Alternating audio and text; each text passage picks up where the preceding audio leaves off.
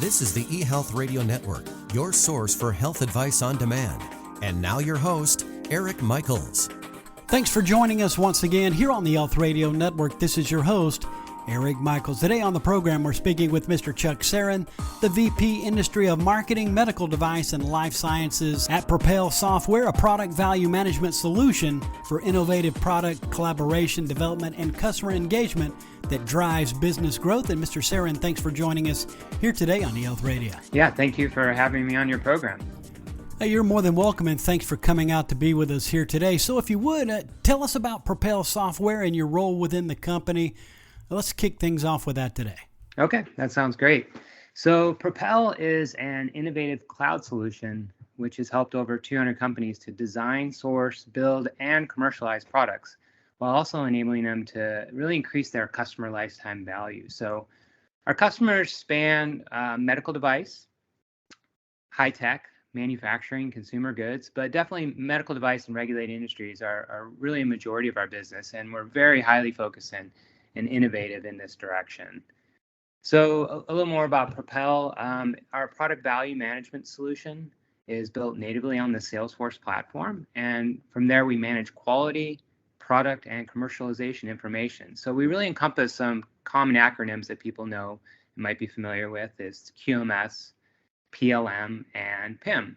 So quality management system to manage all your quality events, complaints, adverse events, capital audits, stock and change control, just to name a few. And PLM, the product lifecycle management, where we can manage your device, the labeling, the components, the suppliers, as well as cost and availability or maintaining your DHF, your DMR, your bill of materials. And then the PIM side is something a little more recently introduced for us, which is the product information management. And that really takes that product data within this same system and extends it to your commercialization team. So you have this really centralized source of rich product content and data hierarchy. But you know, the key here is that all of this is on one system of truth, one platform. And then my role, as you mentioned, is the VP Industry Marketing, MedTech, and Life Sciences. I have a great job because I get to work with customers, prospects, as well as our development team on where we're going ahead in the roadmap. So I've been with Propel about 3 years now. And prior to that, I was at Stryker, big medical device company. And they're upwards of almost 20 billion now, I think. But I was there for 10 years. And at Stryker, I deployed multiple enterprise systems and solutions globally for both QMS and PLM. And then I was also a consultant for over a decade prior to that at several enterprise software companies for QMS and PLM as well, with the likes of PTC, Agile Software, and Oracle. Yeah, thanks for giving us some good background information there. That is most helpful and appreciated. Now, also, you mentioned a QMS system. Tell us a little bit more about this and why it's vital to med device companies and what the benefits are to the consumers as well who are purchasing those med devices. Talk to us about that. Yeah, absolutely. I mean, quality is utmost importance and very important across all industries. But notably QMS, critical to in the lifeblood of a medical device organization. And, it's especially true for them to not only achieve, but, maintain compliance as well. So, QMS as a foundation is, of course, vital to help store electronic records or training or, say, Part 11 compliance, so you can do all of your automated approvals and signatures, managing all your revisions and red lines and your change control. So Propel enables our customers to comply with these many regulations and standards, and we all know that they're ever changing and constantly changing. So you have to have a system that's very flexible to accommodate that, as well as the company's own business processes. But I think another thing about QMS being vital is it's also important to look beyond just meeting compliance, but also looking to improve the overall product quality throughout your entire product and customer life cycles. And, one of the biggest problems we see today in companies is that a lot of their cross-functional teams are very siloed. They're on disparate systems, disparate platforms. So this creates kind of these huge value gaps between these departments, between engineering and quality and regulatory, and extending out to your commercialization teams. So these value gaps really lead to greater quality issues, non-conformances, delays in products, and ultimately end up with poor satisfaction. So you mentioned about how QMS is vital. I think I addressed some of that, but you also talked about some of the benefits, or asked about the benefits there too. And I think it's immensely beneficial that a solution can connect all of those product and commercial teams all in one platform, so you can better define that whole product, and that whole product being the materials that go into it, the suppliers, the bill of materials, and all your product and quality. But also being able to persistently share this information as it's constantly evolving and changing design, and you're doing design transfers, you're launching products, and then of course the inevitable changes that happen. So the most successful companies, I think, are able to collaborate across that entire value chain, their extended value chain, and also extend quality to the product.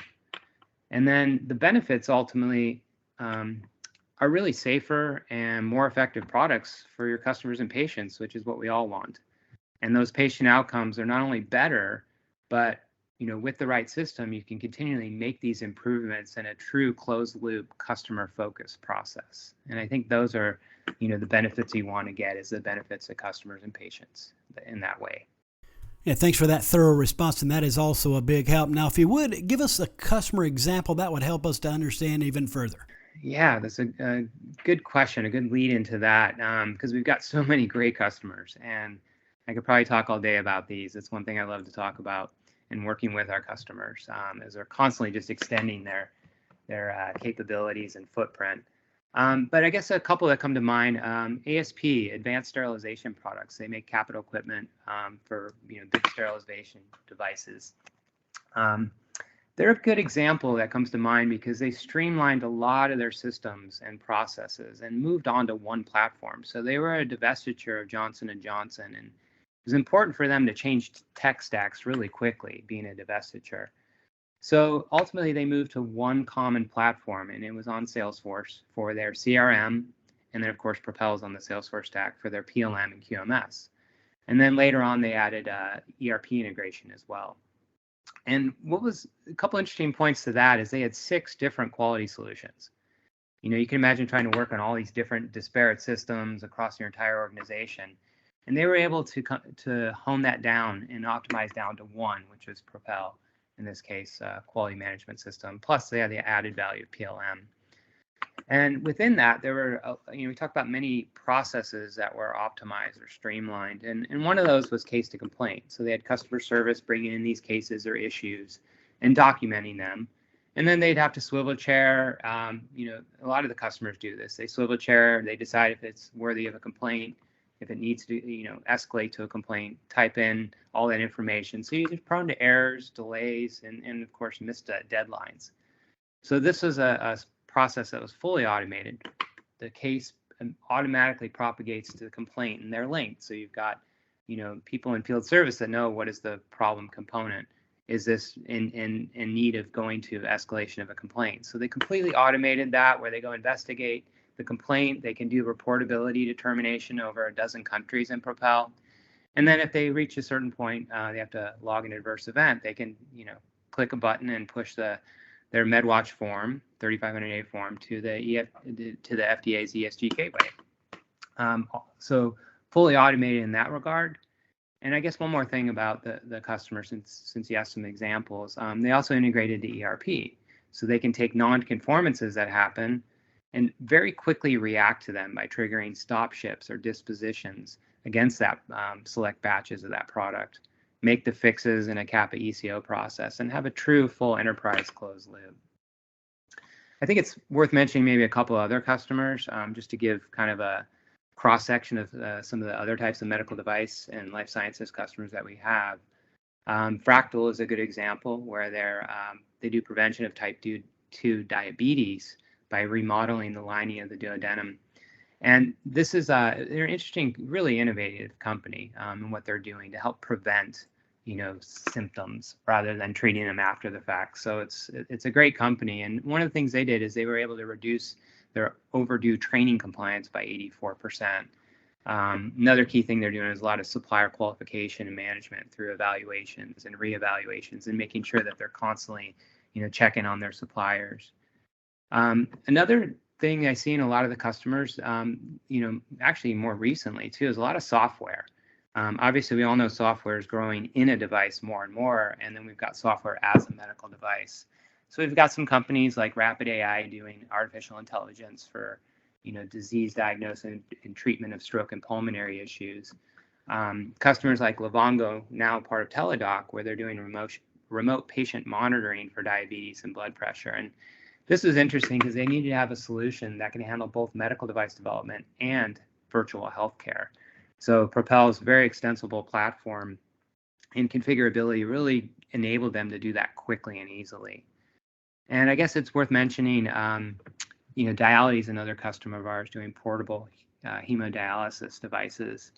And over 80% of their company uses Propel, which is, I think, indicative of what I talked about earlier about the value of cross-functional collaboration across the entire organization and working in parallel.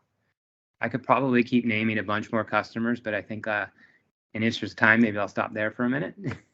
Well, those examples you shared are awesome, and I'm sure you could go on, and that certainly speaks volumes of what you're offering through Propel Software within the healthcare space, and we certainly appreciate your joining us here today. Again, we're speaking with Mr. Chuck Serrin, VP Industry of Marketing, Medical Device, and Life Sciences at Propel Software, a product value management solution for innovative product collaboration, development, and customer engagement that drives business growth here on eHealth Radio's Health News Channel, a part of the eHealth Radio Network. Now, based on your experience, Mr. Serrin, working with some of the most innovative med device companies, do you have any insights into the other areas where quality initiatives can help drive revenue? Yeah, I like the question because we're talking about insights, but also driving revenue. So I'll try to tie those together a bit. And I think that one of the things that comes to mind is we all know post-market surveillance issues and is really some of the utmost importance to, stay compliant, maintain compliance, and stay compliant. But it's also a valuable way to capture the voice of the customer and your patients, right? So I think one of the things that one of these areas, other areas, if you will, or insights, is being able to quickly investigate and determine, root cause and next steps when you come across these issues or adverse events or serious problems. But it's also very critical to incorporate those very quality issues back into the product design. And this really leads to reducing your incident to resolution process that a lot of our customers are experiencing on the order of 30% reductions. And I think it's important that you maintain that compliance faster for greater customer satisfaction, which ultimately leads to more product revenue streams by solving those problems quicker. And also knowing quickly, diving a little deeper into that if we have time, is knowing which revision of the component or material or version of the software, let's say, that's affected, so that you can compress this issue to resolution time. And understanding further and instantly, where is that product used across different product lines? Where is it sourced? Who's the supplier? What are your alternate sources? Is your CDMO, creating risks that you didn't foresee? And where sold, shipped, or serviced, so that you can know where your product was registered and what regions, language, or countries were your IFUs in, and where are those assets in the field. By understanding all of this right up front, very quickly in a system that can tell you that, this really allows you to compress that timeline to maintain compliance. Most importantly, get back to selling if you have recalls or you got to restock, less triage and rework efforts, which ultimately leads to better revenue streams. And of course, that's always music to anyone's ears in business. Good stuff. Now, if you don't mind, could you share one piece of forward-looking advice? What would that be looking ahead? That would be fantastic. Yeah, looking forward, future. I think we've seen a lot of disruptions come to mind. I know it's kind of been a little overplayed, but I think being prepared for these disruptions, whether it's supply chain shifts, remote work is still a big thing. Global politics just continue to persist. And I think that leads to having better control of your product so you can deal with these disruptions. Notably, if you have to outsource and you're working with contract manufacturers or CDMOs.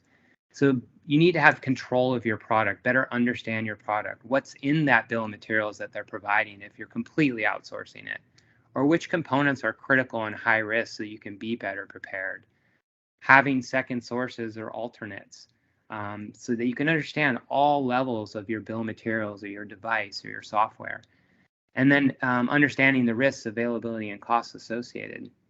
I think the other part of that is being able to source more near sourcing is what we're seeing, right? Instead of being completely spread out offshore, maybe looking at more strategic partnerships and CDMOs.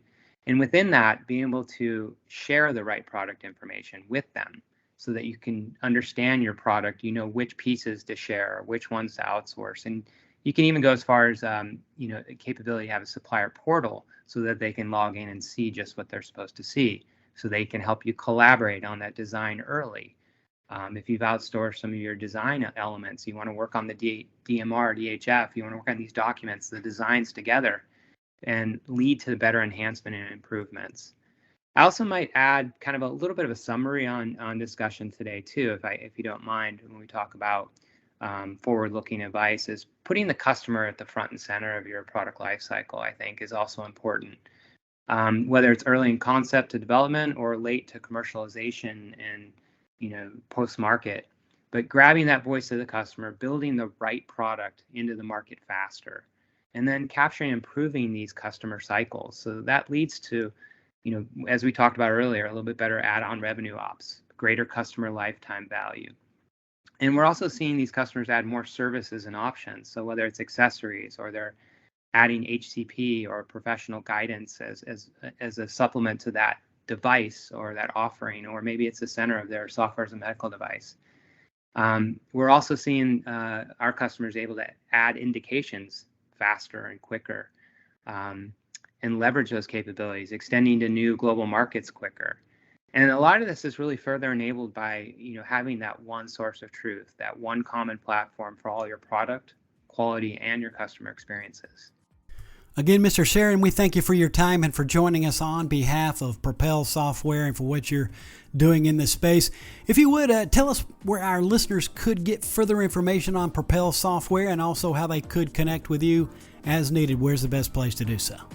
Yeah, I would say you could go to our website. There would be some good lead-ins there as to some information that you can get, some great white papers, and you can reach out to our team at any time we'll get back to you. And that certainly works. And of course, we'll leave that link within the show notes of this broadcast. Mr. Serrin, all the best, and thanks so much for joining us here today on eHealth Radio. Thank you. Again, we've been speaking with Mr. Chuck Serrin, VP Industry of Marketing, Medical Device, and Life Sciences at Propel Software, a product value management solution for innovative product collaboration, development, and customer engagement that drives business growth. And for all the details, once again, visit propelsoftware.com. And again, this has been your host, Eric Michaels, and we do thank you for your continued support of the eHealth Radio Network. Join us again soon for another episode that will help further expand your knowledge on those things that are important to your health and wellness. For more eHealth Radio reports, we invite you to visit our main radio channel site at eHealthRadioNetwork.com. And as always, we do thank you for tuning in. Thanks for tuning in to the eHealth Radio Network. For more information or to subscribe to this podcast, visit eHealthRadioNetwork.com.